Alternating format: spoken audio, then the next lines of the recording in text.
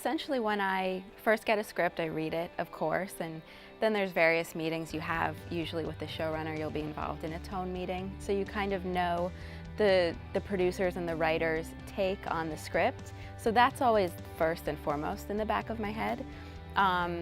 So essentially, every day I get dailies and sit down to cut a scene. The first thing I always do is reread that scene before I even look at the footage.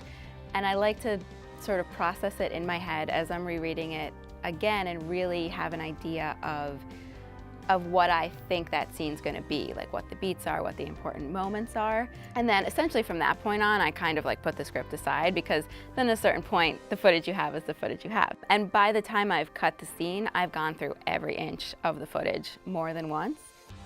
I'm actually not someone who sits and just watches dailies straight through. I find I don't retain the material as well that way, which is a somewhat controversial thing to say, but that's just my process. And that's one thing I love about editing. Everyone's process is unique. I mean, I've been working in post-production for about 12 years, maybe 13, and 99.5% of the shows I've done have been on Avid. So Avid is definitely my editing tool of choice. The great thing about it is it's so customizable. So I'm a very keystroke rather than mouse-oriented person.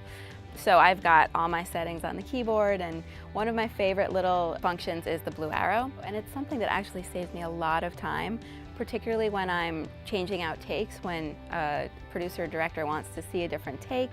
It's a lot easier for me to just use that blue arrow to fill in the space of where the previous take was, and then I can kind of massage the edits around that. We're storytellers, we're artists, and ultimately editing software is just a tool, but Avid is the best, sharpest tool you can have.